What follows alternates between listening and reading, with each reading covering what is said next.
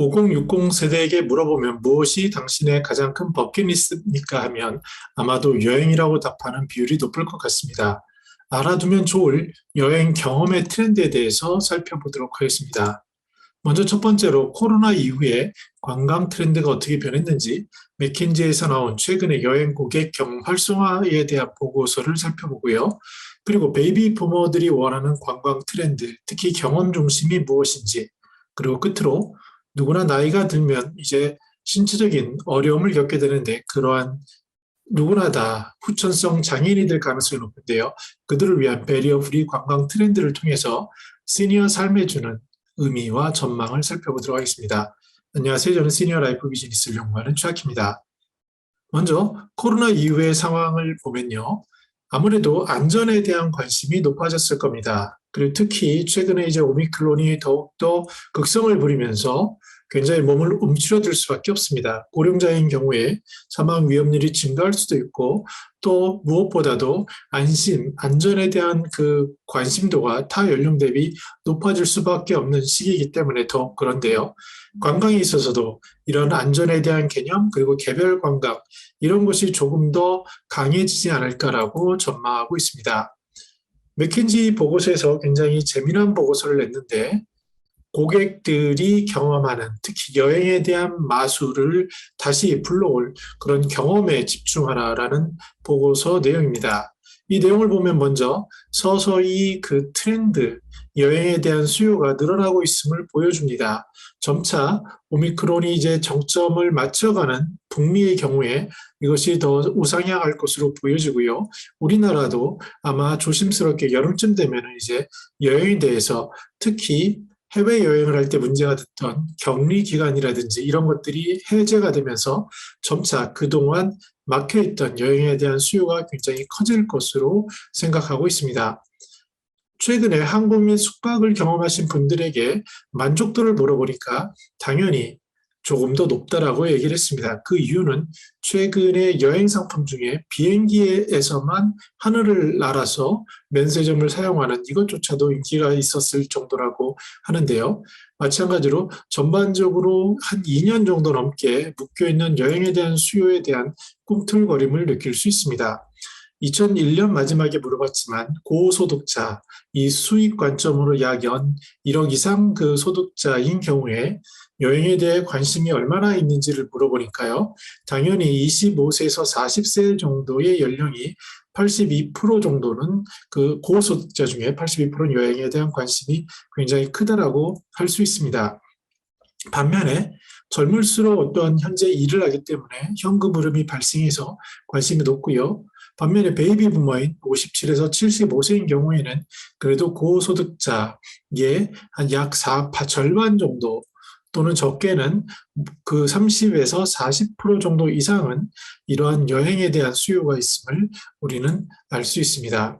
그런데 그럼에도 맥킨지에서는 사람들 사이에 부정적인 감정이 증가하고 있음을 주의하라라고 얘기를 합니다. 그 이유는 아무래도 코로나 때문에 여러 가지 호텔이라든지 기내에서 활동 이런 것이 덜 자연스럽고 또한 인력이 감축되었기 때문에 그 서비스 품질이나 이런 것들이 줄어들기 때문이죠. 그래서 기업을 하는 특히 리오프닝주라고 하는데 항공, 숙박 이런 데서는 새로운 기대 수요에 대해 부풀어 있겠지만 혹시라도 고객들이 경험하는 그 과정 속에서 그 품질의 저하로 인한 그러한 것들을 놓치지 말라라고 얘기를 하면서 세 가지를 주문합니다. 먼저 그 기대감을 불어넣는 매직을 부릴 것, 그리고 무엇보다도 고객이 각 여행의 단계마다 철저한 고객 경험 관리를 하라는 것, 그리고 무엇보다 이 고객들이 디지털 시대의 반응 속도가 빨라진 것에 맞춰서 시스템적인 대응을 하라는 것을 주문하고 있습니다. 저도 병원 동행 당신처럼 동행이라는 그 병원 동행 서비스 유대표랑 같이 한 1년 정도 스터디를 했는데요. 병원에 대한 경험조차도 마찬가지인 것 같습니다. 그 과정 속에서 커스터머 익스피리언스, 즉 고객 경험을 얼마나 맞출 것인가, 그래서 거기에 디지털 수요에 얼마나 맞출 것인가, 그리고 유니버셜 디자인 수요에 얼마나 맞출 것인가, 이러한 것들이 같이 맞물려지는 것이 그 비즈니스라는 사람들의 입장인데요. 여행업에서는 특히나 더욱더 이것에 신경을 쓰라고 하고 있습니다. 그러면 베이비 부모들, 특히 이제 50대, 60대 이분들은 어떤 여행을 원하는지를 한번 살펴보겠습니다. 임팩트 피플스에서는 이 리서치를 간단한 리서치를 하는데요. 또 어떤 여행을 선호하냐니까 자유여행을 하겠다. 그럼 여행할 때 무엇을 중시하느냐 하니까 볼거리를 한다라고 답변을 한 보고가 있습니다.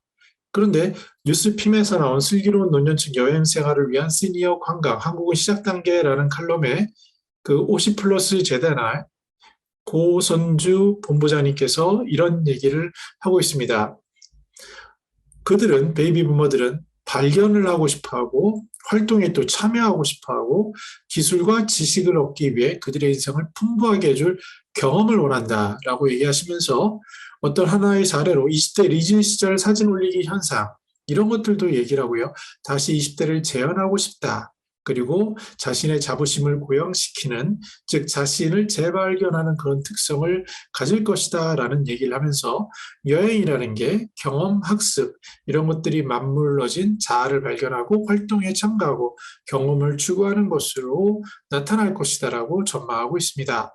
또한 외국인 관점에서 볼게요. 마크 테토 씨가 언론에서 밝힌 내용인데 한국 여행이 왜 덜 안 될까에 대해서 한국에 대한 버킷리스트가 좀 부족하지 않나? 이러한 조언을 했습니다. 우리가 요새 컨텐츠에 있어서 굉장히 앞서가는 선진국이 되고 있는데 여행에 대한 스토리 이런 것들을 개발하는 과정에서 코로나로 인해서 잠시 늦춰져 있지만 뭔가 고객 중심에서 누가 고객인지 그 고객이 무엇을 원하는지 어떤 경험을 원하는지 그 경험 속에서 어떠한 것을 어떤 식으로 보여줄 것인지에 대한 철저한 고민이 필요해 보입니다.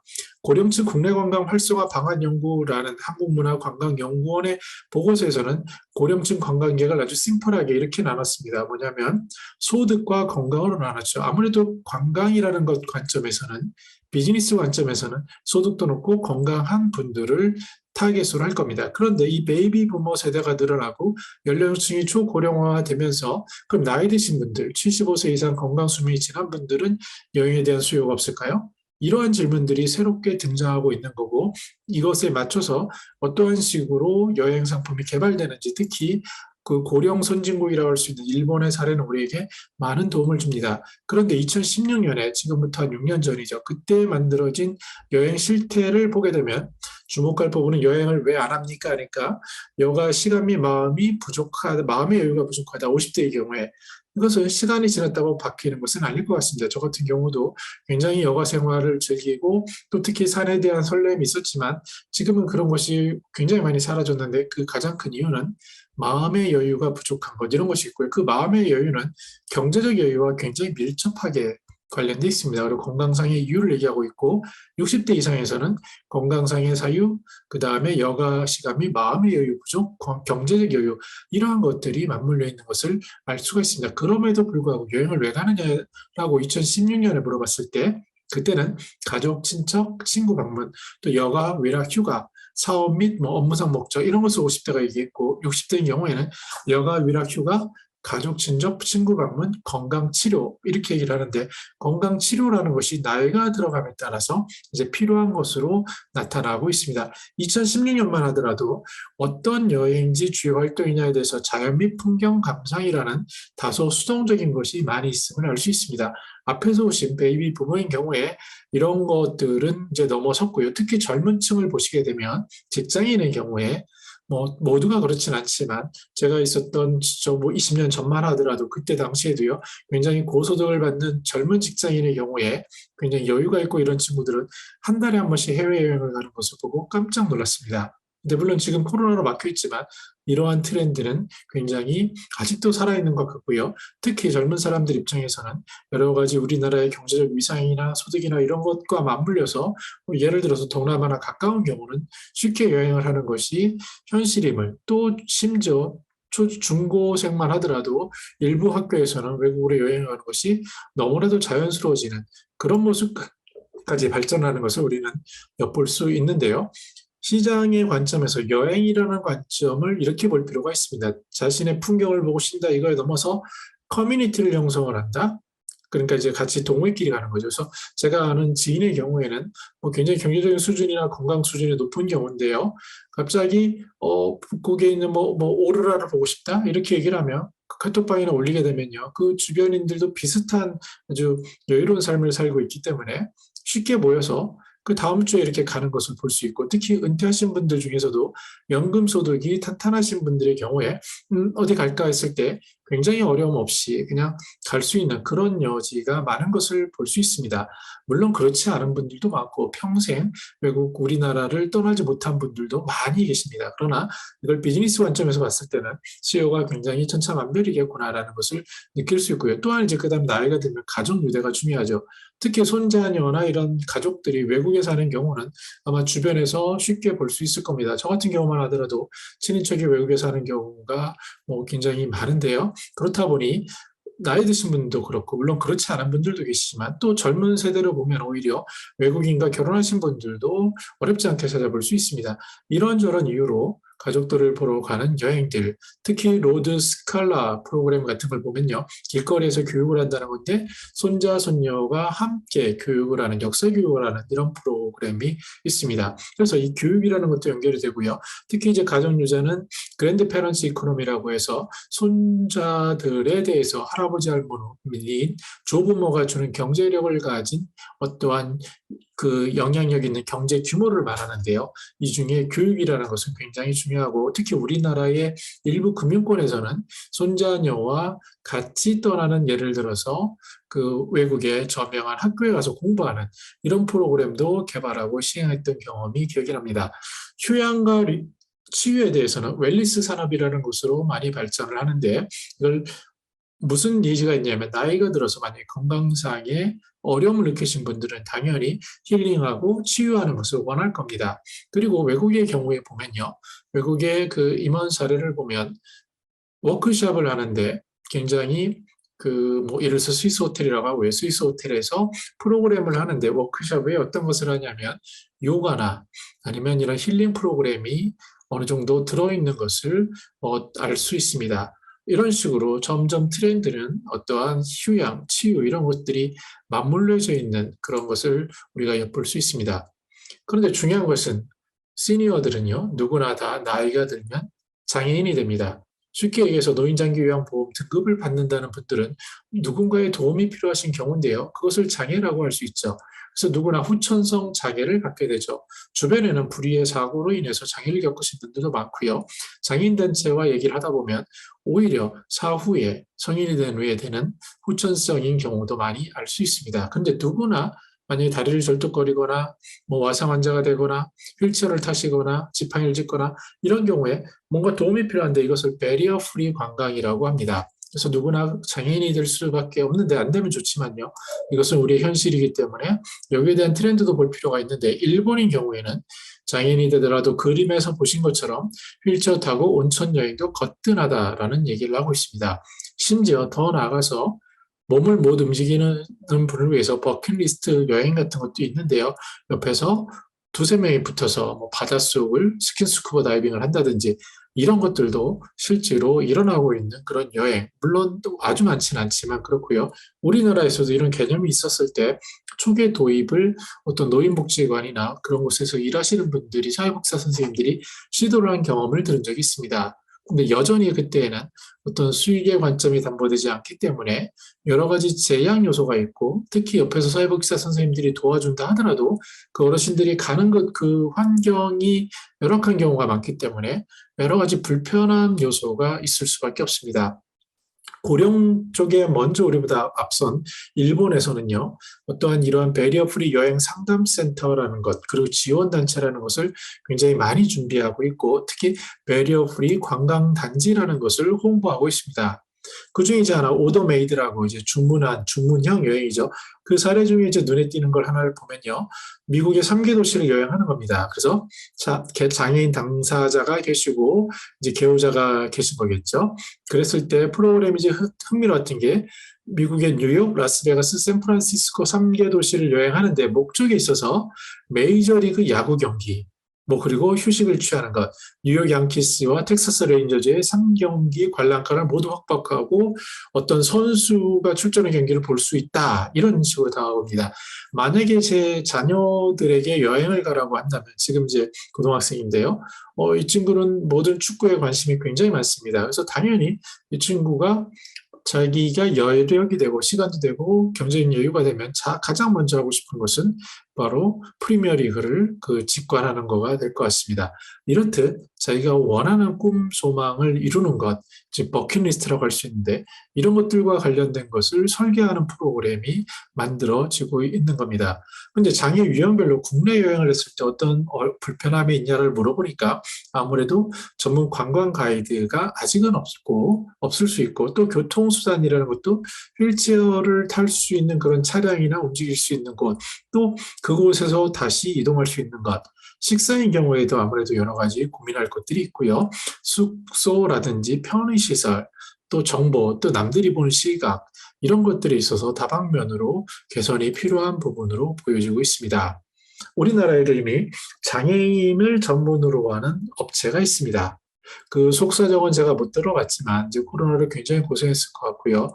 그리고 이 장애인을 목적으로 하는 여행에서 수익성 관점으로 지속 가능성을 담보해야 한다고 한다면 굉장히 어려움이 많았을 것으로 보입니다. 누가 타겟인지 발굴하는 것부터 그분들을 가지고 프로그램을 기획해서 실제로 여행을 다니는 것까지 아마도 초창기이기 때문에 굉장히 어려움이 많았을 텐데요. 전문가들은 2011년 기준으로 장애인 여행의 제약 요인이 뭐냐 했을 때 개인 심리적인 것도 있고 환경적인 것, 특히 제도적인 것, 또 상호작용적인 것, 즉 남들의 시선이죠. 이런 것들을 다방면으로 언급하고 있습니다. 실제로 장애인 여행 경험에 불편한 게 무엇입니까? 라고 물어봤을 때 장애인이 편리한 상품이 없다라는 게 좀 많았고요. 그다음에 이동하거나 편의시설, 좀 화장실 같은 거 심각하죠. 그래서 그런 것들이라든지 또 비싼 여행 비용, 그리고 비장애인들의 편견, 이렇게가 크게 주된 여행 불편 요인이었습니다. 반면에 오른쪽을 보시면 일본의 2018년 그 상반기 17년 기준으로의 전국 베리어 프리 투어 지도라고 하는데 이렇게 나름대로 준비하고 고령 사회에 맞춰서 여행을 활성화하고 있는 노력을 하고 있는 것을 알 수가 있습니다. 관광이라는 것 그리고 접근성이라는 것을 전체 틀에서 보게 되면요. 아랫단에 보는 것처럼 정보를 요구하고 상품 정보를 전달해서 예약을 하고 교통정보, 관광지 정보를 줘서 또 여행 후까지 이어지는데 실제로 관광지에서는 어떤 숙박이라든지 음식, 쇼핑몰 기본적인 게 있고요. 또 그거 외에도 문화유산, 건축, 환경 이런 것들이 있고요. 더 나아가서 레저 활동, 공공 서비스 이런 것들이 맞물려져서 움직이는 것이 바로 관광이다라고 할 수 있고 이런 관점에서 시니어들이 늘어날 우리 사회 속에서 이런 베리어 프리에 대한 것들은 바로 우리 당사자들의 문제라고 할 수 있습니다. 왜냐하면 나이 들어서 관광 안 가고 싶지 않지 않습니까? 누구나 다 똑같은 삶을 그대로 유지하고 싶을 겁니다. 그러면 흥미가 잃다면 아까 앞에서 보신 장애인을 보셨을 때 돈이 없거나 몸이 아프거나 마음의 여유가 없거나 이렇다면 어쩔 수 없지만 내가 돈의 여유도 있고 마음의 여유도 있고 다만 몸이 불편하다면 이랬을 때 도와줄 수 있는 비즈니스 기회 요소가 있을 것 같습니다. 정리해 보겠습니다. 은퇴 후 삶에 있어서 무엇이 중요하냐 앞에서 보니까 고객의 경험 관리가 필요하다. 특히 코로나 이후 디지털 시대에 맞는 그 고객의 단계별로 느끼는 그 니즈 갭을 풀어주는 그러한 마케팅적인 비즈니스적인 접근이 필요하고요. 저도 이제 어떤 사회적 기업과 미팅을 하기로 했는데요. 그 기업의 입장에서도 이러한 여행에 대한 수요를 담은 업체인 것 같습니다. 그래서 생각을 해보니까 오히려 더 베이직으로 백투 더 베이직으로 가라고요. 맥킨지 같은 데서도 이 고객 경험이라는 게 한 20년 전에 이렇게 나왔던 그런 컨셉인데요. 심지어 CEM이라고 해서 고객 경험 관리 이렇게 얘기를 했는데 저도 최근에 다시 느껴보면서 중요한 것은 사람이고 그 사람들의 경험 접점에서 어떠한 만족 요소를 줄 것인가가 핵심이라고 한다면 앞에서 얘기한 맥킨지의 그 조언을 귀담아 들을 필요가 있을 것 같습니다. 두 번째는 여행을 왜 가는가에 대한 질문에 답을 해야 될 것 같습니다. 즉 누가 갈 것인가는 다분히 비즈니스적인 측면이라고 할지라도 만약에 돈이 있고 경제적인 여유가 있고 여건이 되면 좋겠지만 건강하다면 더할 나위 없겠지만 그렇지 못한 사람들도 여행을 원할 겁니다. 그랬을 때 왜라는 질문이 나오고요. 그 왜라는 질문이 단편 일률적인 찍고라든지 전에처럼 관광 단순한 거라든지 이런 것에 그치지는 않을 것 같습니다. 물론 나이가 들면 관광에 있어서 중요한 것은 음식을 먹고 쉬고 한 곳에서 뭔가를 자신을 돌이켜보는 이런 거지만 더 나아가서 그 사이에 내가 왜 가는지, 누구와 가는지, 무엇을 할 건지에 대한 것들도 보다 촘촘한 노력이 필요한데 그 핵심에 있는 것은 바로 버킷리스트일 것 같습니다. 나이가 들어서 제한이 있는데도 내가 관광을 가겠다, 여행을 하겠다라는 하는 것은 거기에 뭔가 자신의 동기가 숨어 있는데 가장 강렬한 것은 이제 나이가 많이 들고 고려 연령이 들수록 뭔가 꿈이라는 것과 연관이 있을 거고요. 그랬을 때 고려할 것은 뭔가 휠체어를 탈 수도 있고 불편할 수도 있는데 이것을 어떻게 환경적으로 또는 서포트하는 사람이 도와줄 수 있을까에 대한 배리어 프리 정책, 관광 정책이 필요하고요. 근데 이런 것들을 통망라해서 즉 관광 여행을 하고자 하는 당사자나 그것을 제공하는 그 업체나 또는 도와주는 사람이나 이 사회나 같이 공동으로 삼아야 할 키워드는 당신이 건강하시고 활력 있는 그때처럼 똑같이 그 삶을 연장해서 몸이 조금 불편하고 제한되더라도 그 경험을 그대로 유지할 수 있는, 즉 오늘에 대한 설레임이 멈추는 것이 아니라 그것을 연결하는 그런 것이 아닐까. 그래서 사람들이 여행에 대해서 설레하지 않을까 이런 생각을 해보았습니다. 저는 더 나은 시니어 삶 공동체를 연구합니다. 감사합니다.